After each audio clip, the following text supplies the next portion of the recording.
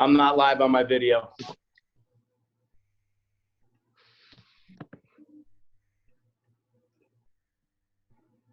All right. Oh, there it is. All right, I'm in. Hey, let's rock and roll. Hey.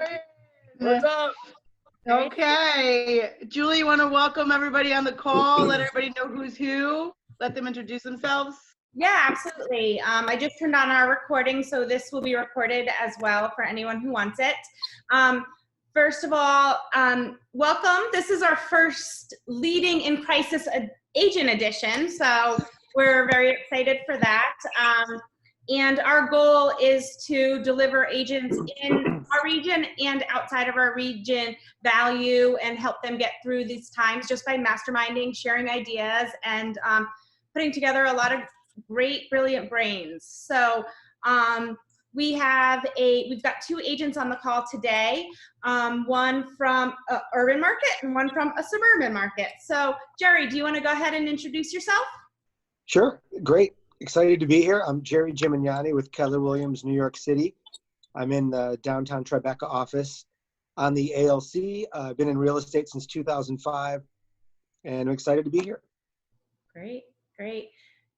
Thank you. We are super excited to have you here and appreciate your time. Ron.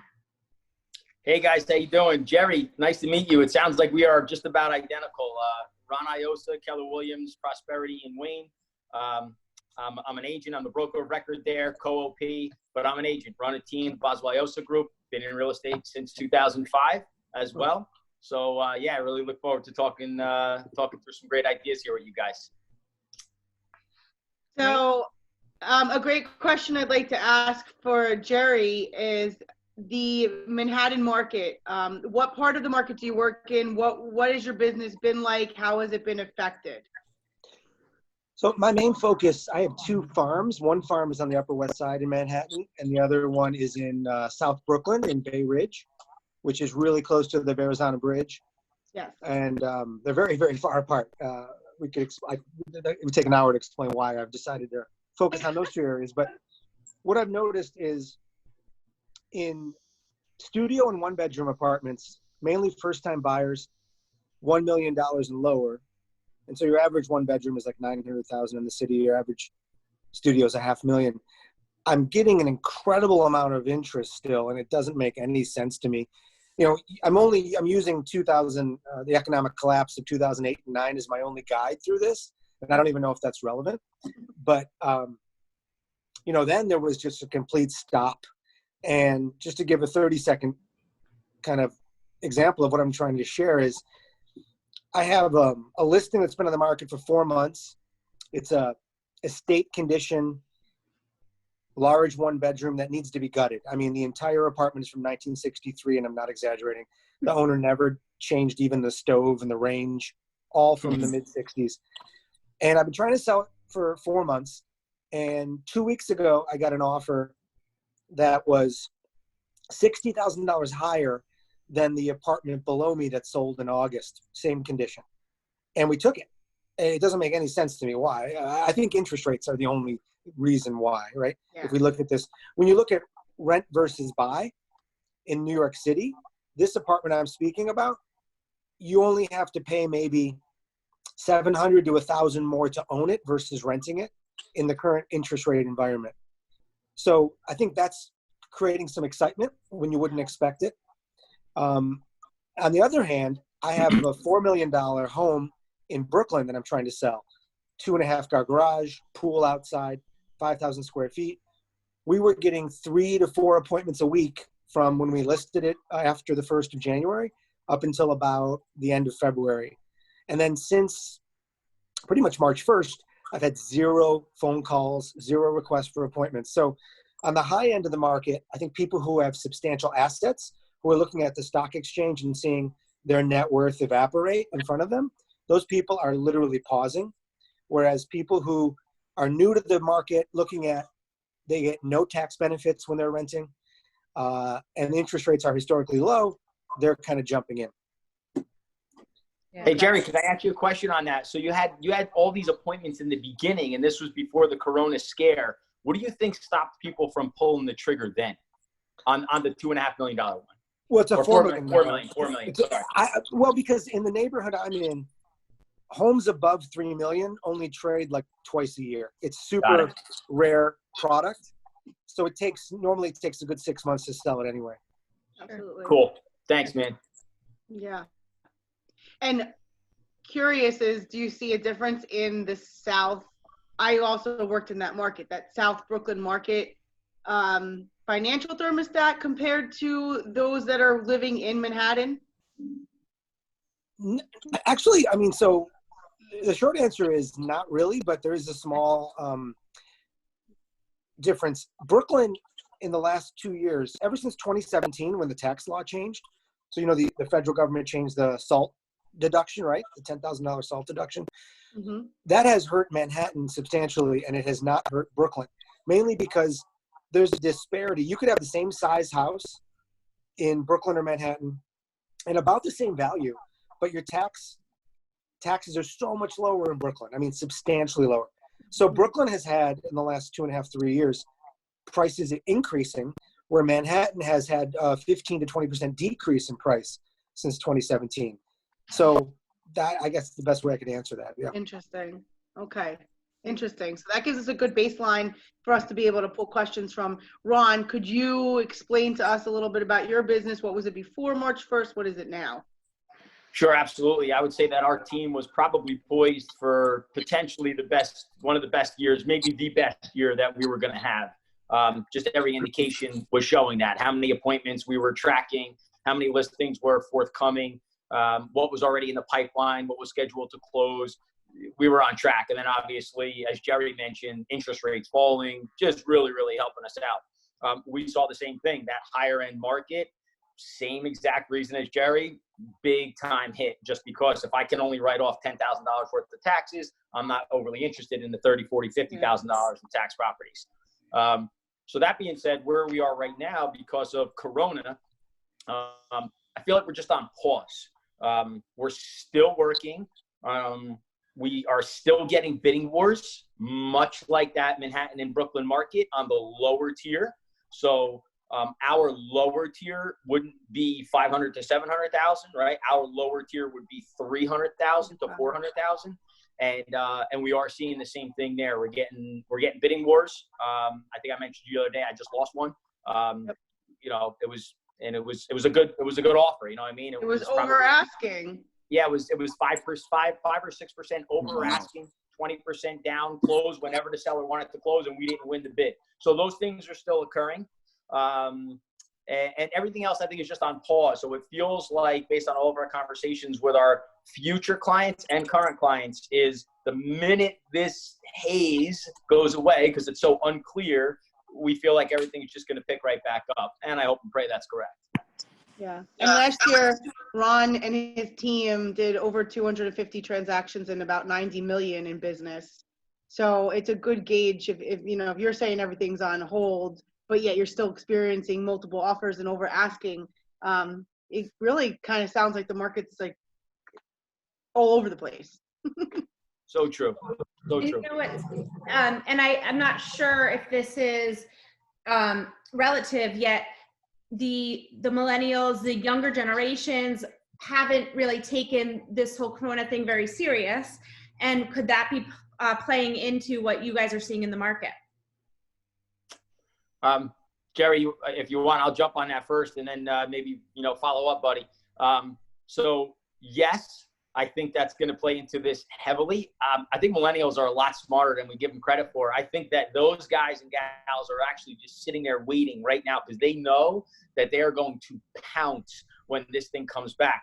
There's going to be a large amount of people, large group of people who need to sell as a result of this. And those guys and gals are sitting on their money. They're ready, willing, and able. They're ready to go. It's going to happen. Part one. Part two is, because of this, I actually think we might just see a little bit of a shift back to the suburban living. So right now, for the past 5 years, we've seen a heavy influx, at least in Jersey, into the train station towns because everybody wants to be in Manhattan, work in Manhattan. This might cause a little bit of a shift. And so we might start to see things swing back the other way. And I might see a millennial actually buy a little single family home instead of a, 2-bedroom condo townhouse. Sure. Listen, one of our millennials is actually pulling the cord on a 4,000 square foot house in Kinnelon that they just got. He is. For $275 on auction. He killed it. How about that, Jerry? You want a $4,000 square foot house for $275? Sign me. I'll Airbnb the junk out of that. Let me tell you. Yeah, for sure. Oh goodness. So actually to that point is, let's talk a little bit how Corona has changed the way you're doing business. Because it doesn't sound like either one of you are slowing down. You're just looking at it from a different way and going after. So maybe Jerry, could you start with that? Yeah, I mean, I want to be clear. I mean, we're definitely slowing down, right? I mean, I have a lot of buyers that are on hold. I think, and I talk to my colleagues, I think some of what I'm seeing is an anomaly. Like, I have another example similar to Ron where I have a buyer that's aggressively bidding on a property now, but those are really, in my world and in my colleagues' world, the extremes. I don't want to give anyone the illusion that I'm writing, 5 offers a day, because it's not happening. So I think, like, the buyer I do have in motion right now, who's aggressively going after a property, even today, we're still, like, we made an offer and the seller countered full price, which is really, really kind of insulting in normal market. In this market, it's like your mind explodes. But we're still negotiating. And I think it's because it's a really unique apartment and it's in the right school district and everything makes sense, right? So it's something that they feel they're going to be in this home for another decade or 15 years. Even if they end up overpaying a little bit versus buying it in 4 months, maybe it's not going to be available then. So I think that's the kind of buyer you have now. Yeah. People are looking long-term and saying, and even if it is a lower price, will interest rates be a point higher, which even maybe will cost you more than that lower price gives you a discount. So I think those are the people who are interested in buying, first-time home buyers, people who are looking very long-term, people who have a necessity, not a luxury. I would guess second home sales are probably not flying off the shelves, those kind of things like that. Unless, now the only thing I don't know, and maybe one of you can speak to this better, is I'm coming to you from Mount Pocono in Pennsylvania. I don't live here. I'm renting this house. I see that. I was wondering if it was your backdrop or if that's where you are. No, it's real. Now, I got out of Dodge, right? I left New York because as of Sunday, I could no longer show apartments per the governor's order. He literally said real estate agents can no longer show apartments. So I got here on Sunday. I'm staying here for 2 more weeks. I would guess these kind of homes may be more valuable in the future because this kind of infection may be something we see more and more common as we move forward in our history. So it's interesting. It's very interesting times. Definitely. Hey, Ron, hey, Jerry. Well, I want to ask the very obvious question, Marybeth, is does Jerry get a lot of listings just because people think he's one of the Baldwin brothers? Oh, you know you get that every day. I just Venmo'd you $50 for saying that. Yeah. No. Not really. I hear it a little bit. I don't see it at all. All right. Great. So So Ron, go ahead, talk a Marybeth. little bit about what you're doing different, because I know that you're like touch crazy right now. Yeah, big time. So right now, it's just a matter of staying in touch with the people that you currently have in your pipeline, the people that are your past customers. I'm not going as heavy into prospecting right now, meaning like the cold calling side and the expired and the FSBOs. I think that would be very insensitive, but I think it's incredibly important to touch everybody in your world right now. What we're coaching our office, our market center, our agents, and my team members to do is recognize you're coming from a position of true care, true sincerity, and you really are calling all the people that you know. I don't care who they are. You're calling everybody just to check in. As we all know, it inevitably turns into a real estate conversation, not from you, from them. So I believe this is an awesome opportunity to dig deep, to create tighter bonds with the people that you know, and people that you haven't spoken to. I spoke to one of our agents, Matt, this morning. And Matt said, Ron, I'm going through my phone, I'm making calls, and I come across this guy, and I said, oh man, I haven't talked to this guy in so long. He's like, so I shot him a text, and I said, hey man, just wanted to check in. He goes, bang, I got a response right away.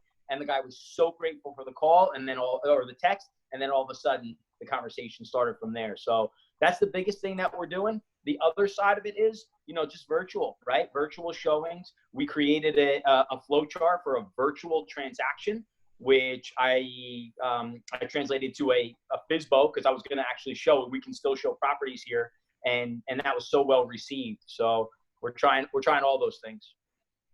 Yeah. I'm not sure if any of you plug into the shift calls, the mindset calls in the morning, but Ron, your comment on just, touching everyone in your world reminded me of a quote that they shared this morning. Those who show up in service now earn the business later. So you're right on there. Thank you. Definitely. Absolutely. Definitely. And actually on that call, they were talking about what other industries are calling right now. Who's calling? I haven't received any calls.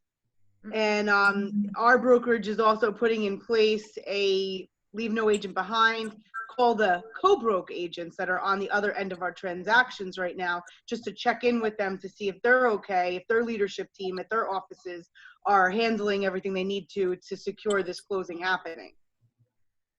So there's a lot of touching. Yeah. I'll talk to Mark about that. Jerry, your state, your market's been the one that's been most affected as of current. And as you even mentioned, you got out of town because you can't really do anything. How are you guys continuing to do some type of business when you're physically and presently not allowed? Well, I have a feeling it's pretty similar to what Ron talked about and what everyone else is doing. For instance, I have the buyer I mentioned a few minutes ago. We're doing a virtual tour of an apartment tomorrow because they're considering another one because we're having so much pushback on the negotiation of the one we're trying to get them. So another brokerage firm representing the seller is setting up a Zoom call like we're having now, and we're going to go through the apartment at noon tomorrow with my buyer. So and I have a feeling that most people are doing things like this. So we're still trying to push forward there. What Ron said is spot on. I know myself and many people in our office are also reaching out, just saying hello, continuing to touch the clients, which is critical, not talk about business. That's such an important thing to do right now. And, I think, a lot of people I know in our office are just literally on pause. There's no, they're not getting any appointments for their listings. They don't have any buyers. And so it's really, when you talk to different agents, it's a very different story. And I think we're really in uncharted territory. We're just hoping that, I listen to the governor's daily update, Cuomo's update every day. And it looks like maybe in 4 to 6 weeks, we'll kind of know a lot more about where we're at and how quickly this can be put to bed. So we're looking at it day to day. Great. Crazy. How about, what are you guys cutting as far as costs? What are some of the things that you have? You mean the office? Bigger agents. Well, the office has cut a lot of support staff, actually. And we're closed. I'm not sure if you guys are closed. Yeah. And then myself, I have a full-time admin that costs me $65,000 a year. And I'm still paying her full-time. But, if this goes on to like July or August, I'm going to have to make some decisions. Sure. Because she's not working a full-time job. There's not enough work to do. Sure. Right now, at least, in New York, we have things called board packages, which are horrible. If you don't know what that is, It is to purchase an apartment, you have to put together like 600, 700 pieces of paper of every asset you own and all your tax returns for the last several years. We're still putting those together. I have 5 deals in contract, 5 board packages to put together. So there's work to do. And so she's definitely getting paid. But I've reduced, I usually do a ton of mailings. I don't think now's the time to send out postcards or letters. So we've pulled back on those expenses. I'm still doing Facebook ads, which I think are relevant because a lot of people are home and everyone's on the internet. So I think that's important. And so far, that's how I've reduced costs, really just through the physical mailings, which I usually do about $1,000 a month, at least on that. Okay. Ron, what are some things that you've already cut out? So from the team perspective, same as Jerry. It's the same thing. We have, I have five administrative people. One is a full-time salary position, and another one is pseudo, where she has partnerships, so she gets money that way, but then she also gets paid as an admin. Two other part-time admin staff, and then a runner. The runner and the other two part-timers are paid by the hour, so those hours are virtually gone because there's nothing for them to do, just like Jerry said. So we are 100% in the same exact boat. I know from the market center, we're all, Marybeth, I don't need to speak to that. You're all over that. You know exactly what we're doing on that. I'm Ron's team leader, so we are really just taking a look at anything and everything we could possibly cut, defer, freeze, so, and on the personal, I'm doing the same thing as well. Yeah. Actually, a nice cleanse and purge, really. Definitely. Great. Julie? How, and I know we were still early on, but how are you seeing the beginning of this shifted market compared to the market of 08? Yeah, I mean, I can, if I could speak to that. It's funny, because in New York, and I'm not sure how this is being handled in New Jersey and other states, the Real Estate Board of New York declared a freeze on number of days on market. I'm not sure if you guys are aware of that, which is kind of a unique angle. So if you were to look up any listing in New York City, it now says counting suspended for days on market.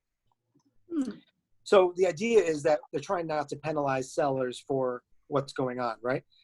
So to that end, I haven't really noticed any price reductions. And that's the biggest difference between now and 2008-9, right? Sure. Right now, sellers are still holding strong. And it's, great example of when I made that offer last week and the seller countered full price and we gave a very, very solid offer. So I don't know. My gut tells me if this continues for 2 or 3 more months, we're going to have substantial price reductions. But as of now, we're not. Yeah, Jerry, I fully agree. You know what the real answer is? You and me, we don't know yet. We really don't know. So for either one of us or anyone in the industry to say, this is what's going to happen, and this is just like 2008. No, it's not. It's impossible to say that. We don't have enough data to say that it's close to that yet. We are experiencing as you, though, man. No price reductions yet. I think, we have to just sit and wait a little bit. Mm-hmm. I heard a good quote yesterday that this is more like what happened after 9/11 because it's more environmental, which ultimately then affects the economy, yet it's not an economy-driven crisis. So the way that the market's responding to it is a little different. Yeah, Julie, same thing. I've heard so many people make the same type of correlation, and it's so true. So that effect may happen a little bit later down the road, right? We don't know necessarily. It may not. We may rebound out of this and literally just pivot upward in a massive way. I'm not saying that we're gonna, but we may. Right? Exactly. We don't know. It's what I just said. No one knows. We've never been through this before. And I agree 100%. I also feel like, what's different about our industry, right, than versus the service industry is, a restaurant's never going to make up their revenue. The meals are already gone, but people still have to live somewhere. People, are going to die of natural causes unrelated to this. They still need to the estate needs to sell their home. People are going to have divorces from this. They're going to have babies from this. They need to, buy a second home or get a larger home. So I think we're just going to see a shift in our commission down into the 3rd and 4th quarter and 1st quarter of next year. The price conversation, though, I agree 100%. We just don't know where that's going to go. Yeah. I think the only thing that we can do is just be a student of the market, which is why we're hosting calls like this, just to kind of keep a thumb on the pulse type of education to what's going on. To Jerry's point, it sounds like a lot of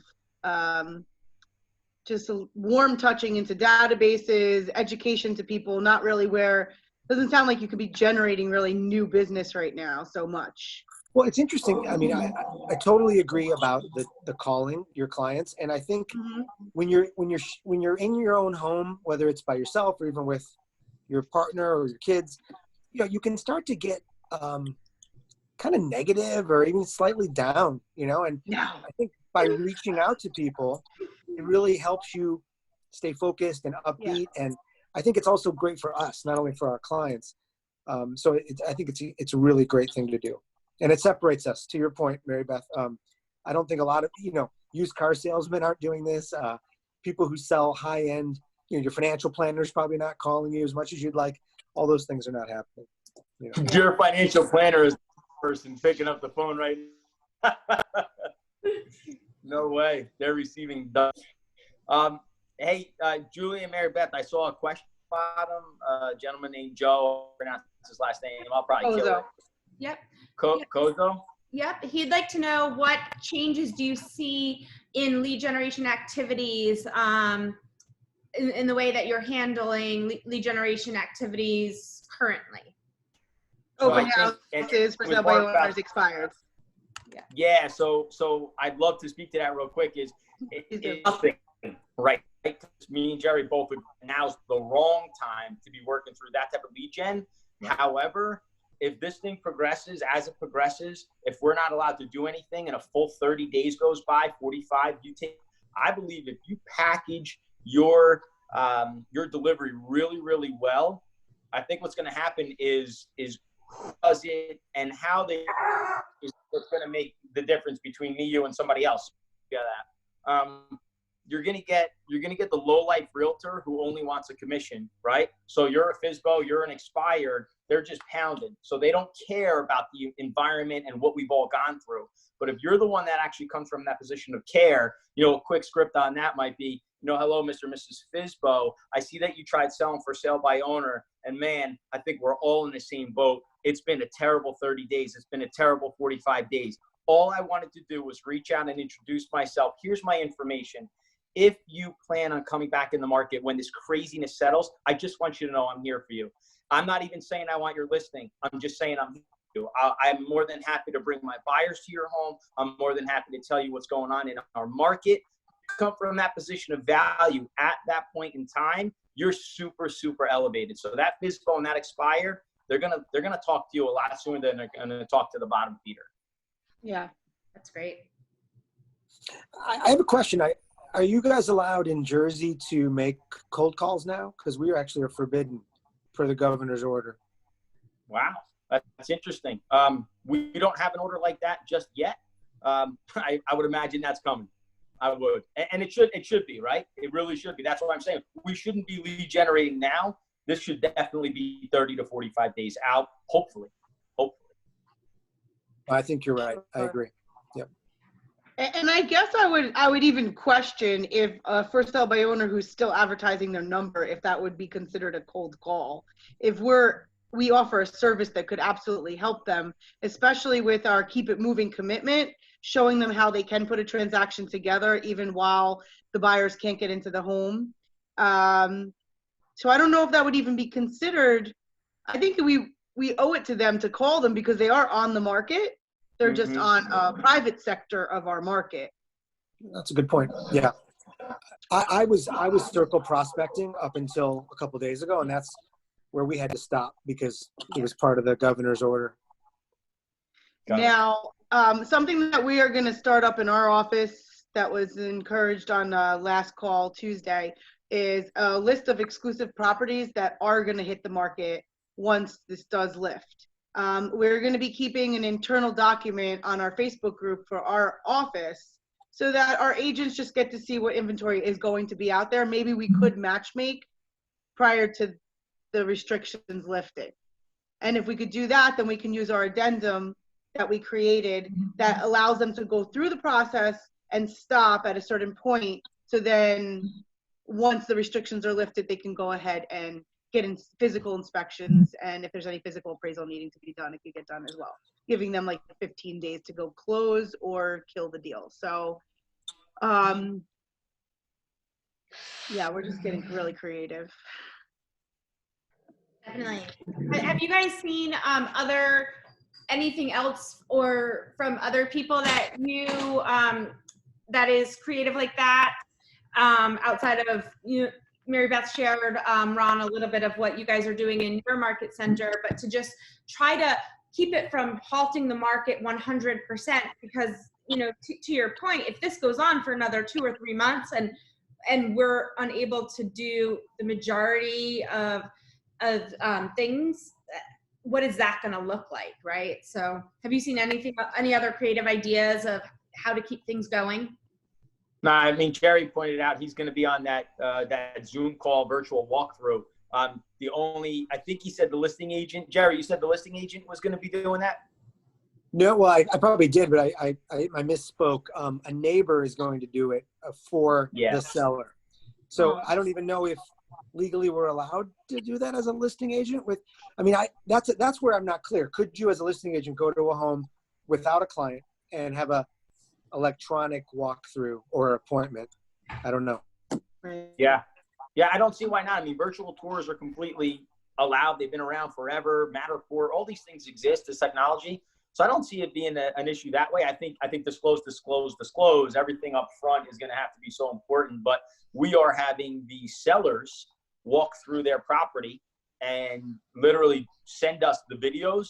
Then we're stitching them together, and then we're beginning a marketing process that way. And the whole key of that is so that when we come out of this, we come out of it with the potential of some things in the pipeline rather than starting from ground zero.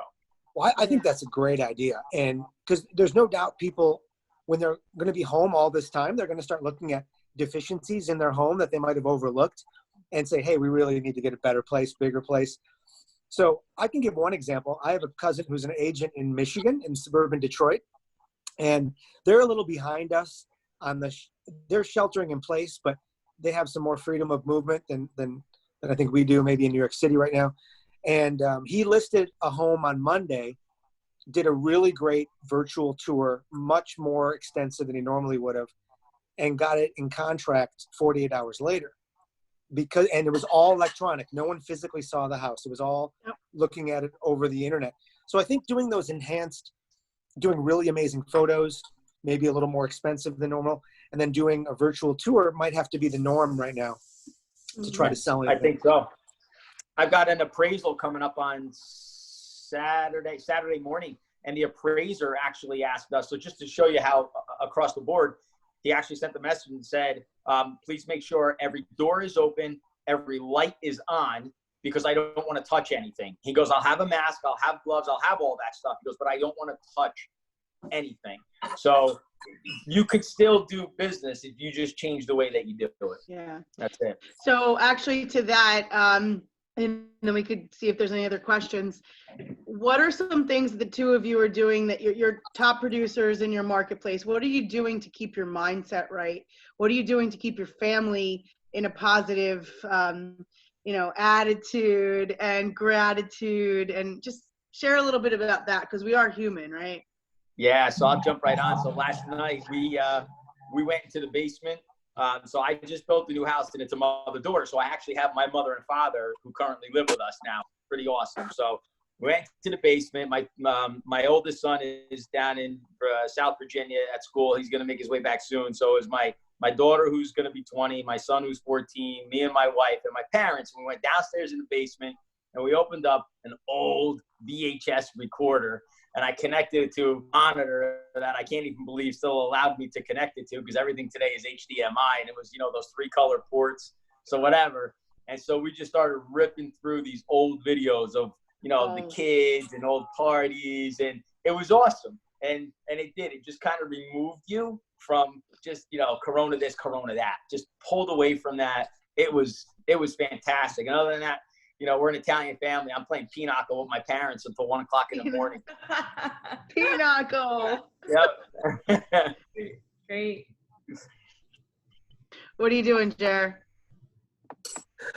Well, the biggest thing I've done is just to get out of my really, really small apartment in New York City. And that's been huge for my approach to this whole thing. Because, right now I'm looking at beautiful sunny day. I'm on 13 acres.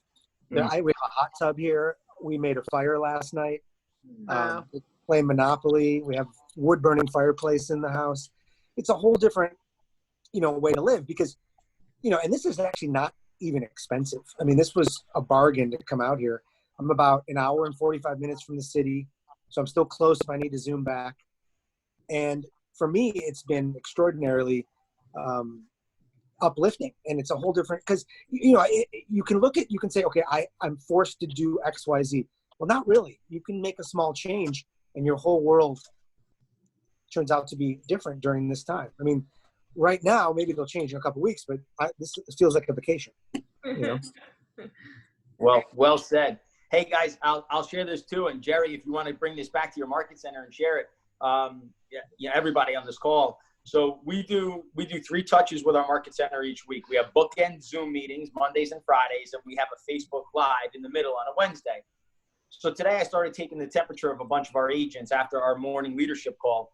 And it was funny, man. The consensus from so many people was the same. Like, they appreciate the information, but they actually want more of a soft touch with each other that keeps us connected. So some of the ideas were, through Zoom or Facebook Live, whether we play a charades game, whether we, have a cook-off, whatever it might be, something different, just to pull it away from the everyday mundane, what are we dealing with? And it was funny how I got that from just about everybody, which was awesome. So we could still stay connected that way. And I think that'll lift our spirits big time. That's great. Yeah, and if I could just add, I mean, to your point, Mark Chin, our team leader at our market center, I mean, there's so many Zoom calls.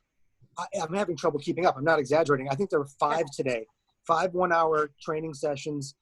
Today we're having happy hour where everyone's, can bring a drink and just chat and talk and discuss, basically a mastermind. So it's pretty amazing how we can really keep moving forward during this time, and really be able to hit the ground running when this is behind us. Yeah, great. Yep. Ron, Joe has a question specifically for you. Are you familiar with Jeff Otto at all? Do you go to any of his seminars? He was wondering if you have heard any updates as to what Jeff is, what his outlook is, also what's he saying about working with buyers and sellers currently, and what his outlook on the market is.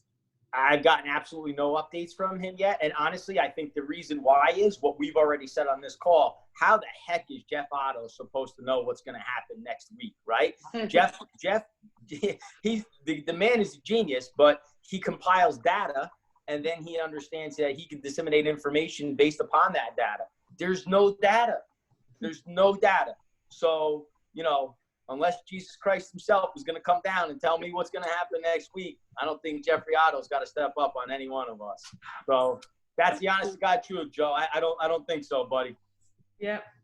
And if anybody hears anything, let's share that, right? So we're trying to share information cross market.